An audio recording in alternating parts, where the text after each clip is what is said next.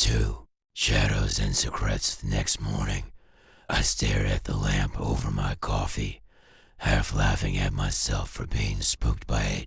But every time I glanced away, I thought I caught movement, a faint flicker on its bronze surface, like the symbols were shifting. By that evening, the pull was unbearable. I couldn't resist. I had to see it lit. And anyway, the old woman's warning was ridiculous. I thought, don't light it in complete darkness. It seemed almost laughable now. So, I waited until nightfall, turned off every light, and walked toward the lamp. The switch clicked, and the lamp came to life with a deep, unnatural glow like fireflies trapped in amber. Shadows danced in the room, stretching across the walls like they were trying to escape the light. The hum I noticed at the antique shop grew louder, and there, in the golden glow, I could see shadows morphing, expanding, whispering.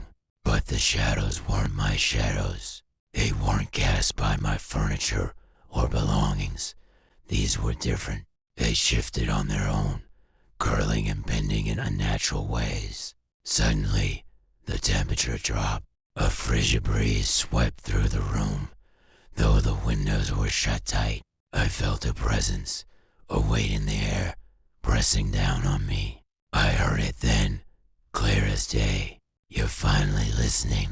The voice was barely a whisper, low and gravelly, filled with something that felt ancient. My blood ran cold, and my heart hammered in my chest as I whipped around, looking for the source. But the room was empty, save for the twisting shadows cast by the lamp. Who's there? I called, though I wasn't sure I wanted an answer. The lamp's glow seemed to pulse, casting strange patterns onto the walls, patterns that looked like faces twisted in pain. I blinked hard, but they only grew clearer. Shadows morphed into outstretched hands, mouths agape in silent screams. They were surrounding me, pulling closer. I staggered back, my breath coming in short, shallow gasps. Do you want to know the truth? The voice whispered, chilling me to the bone. It was coming from the lamp itself. What truth? I stammered, unable to stop myself. The shadows stilled. The room fell silent, and I could feel something shift, as though the very walls were listening. The lamp, the voice hissed. It keeps us here. The images became sharper, as though trying to show me something. I saw flashes, quick, disjointed visions of people's faces, contorted with fear and anguish.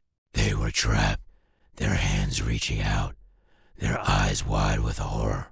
I couldn't tell if they were looking at me, or past me, or perhaps through me. One face stood out among the rest, an older man, his eyes sunken, his mouth frozen in a scream.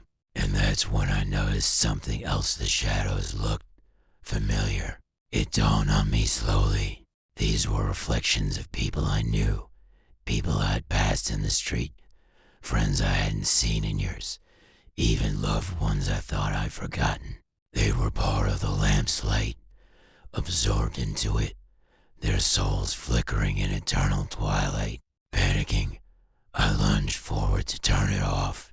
The room went black, but the whispering didn't stop. In fact, it grew louder, filling the silence with words I couldn't understand, words that sounded like 1,000 souls crying out in fear. I backed up, stumbling over a chair, and scrambled to my room, slamming the door behind me. I could still hear the whispers, creeping under the door, filling the apartment with their mournful song. It wasn't until the first light of dawn crept through my window that the voices faded, leaving only a chilling silence. As I lay there in bed, sleep evading me, I realized with a sickening certainty, the lamp didn't just hold something dark, it was searching for more.